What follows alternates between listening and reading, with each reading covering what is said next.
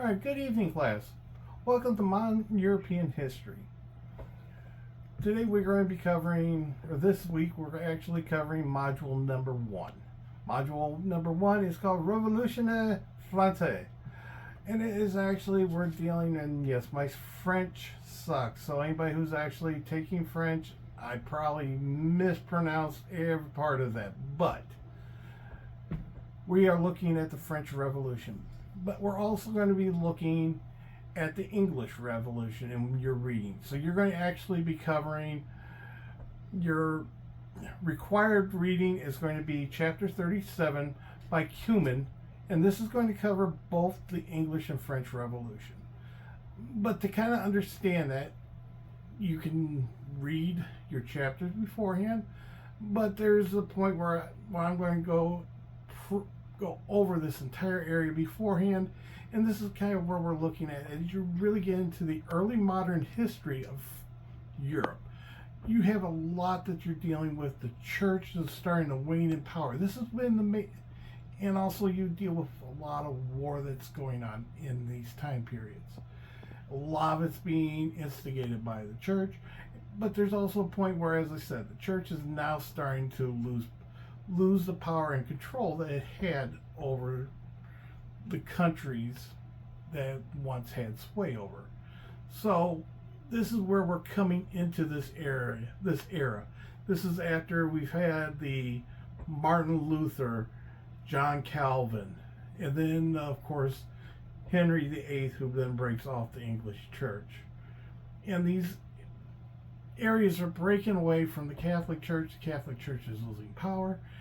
And then, of course, then you have a group that we'll be actually dealing with much later, but you have the Turks and Moors, which will soon become the Ottoman Empire, have been invading into the southern part of Europe, into Turkey and all this area, and into Eastern Europe.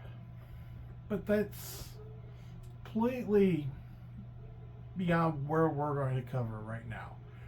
So this is kind of where we're going into, and what we really need to understand is looking at these revolutions that are happening. And this is because you now have the point where you, with the church originally and with monarchies, the monarchies had used the church to solidify their power. They're like, I am king, I am monarch because of divine right. I was born as king because God willed me to be king. So I rule you by the blessing of God. It really didn't sell. About this time, the commoners and everything are tired of the monarchy. They're tired of having to serve them. They're tired of all the taxes and everything else for their whims and means and wars. So this is where you then see the rising up and revolution in England, and then France, they rise up in their revolution after the United States and them helping the United States. This is where they then come in, they do their revolution. Your discussion post for today, or for this week, you are actually going to be looking at the English Revolution, and you're going to be looking at the French Revolution. And we want to know a comparison and contrast of the two. Give me some points of how they were similar. Give me some major points of how they're different. One of them I will give you because it's probably one of the major points, and that is the French Revolution was much more violent than the English one. The French Revolution, anybody who opposed the provisional government, all the monarchy, all of the people who are in power who opposed the revolution were taken out. They were executed via guillotine. And this was very brutal in how they would do these public executions where they would actually march the person out, put them up, men, women, even I believe children. Don't hold me to that one, but definitely men and women treated them alike. There's always showed depictions of Marie Antoinette as she is being led up there and has her head chopped from her body. And very, very brutal, and is very, very public. The French Revolution in these early years was called the Reign of Terror because of this. You didn't dare oppose the revolution, you didn't oppose the provisional government, and it's a very, very important fact. Everything else, though, really is something that you really need to kind of look at, and you're going, oh, splice that, looking for a comparison of these two. But this is also because of this brutal, this violence, and this sudden change in how they do it. This gives opportunity for a rise in power. One of the rises in power that we're looking at is Napoleon Bonaparte. Napoleon was a general within the French army. The French army was a major force to be dealt with in Europe, and yes, especially in Europe. And that actually Napoleon's tactics were revolutionary. They were completely different than anything that had ever been done before.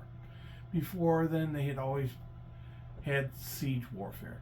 You had a castle, a fortified area, and the armies would sit there. You'd need one or two armies to actually get in there and actually pound away on this fortification, taking forever to get through before you finally broke through. Then you're going to try to hold it.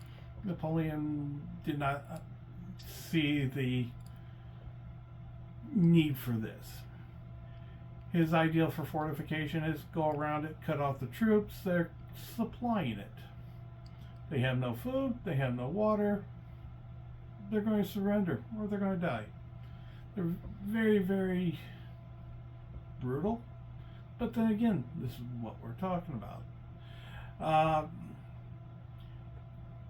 One of the interesting authors of the time, not a book not on your list, but if you ever feel like reading it, there's a author by the name of Karl von Clausewitz.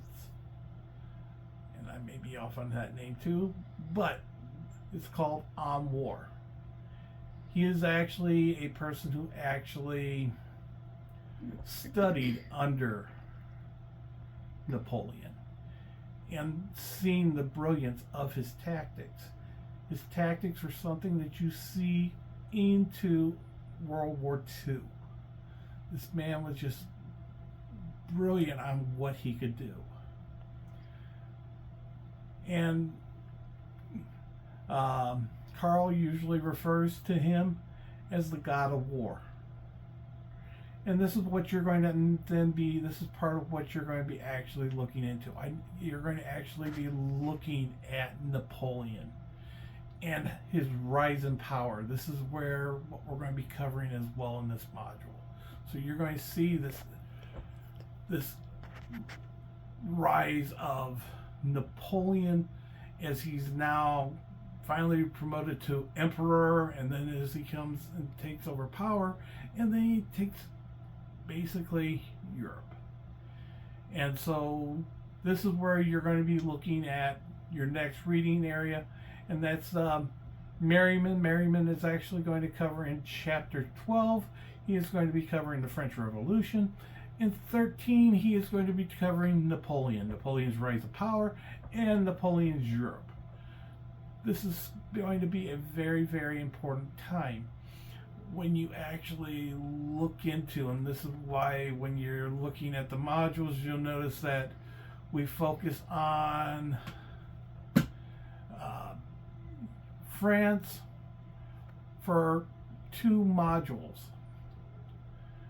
It's not until the second module that when we actually will see the decline in France, and then we're going to be seeing the rise of Germany.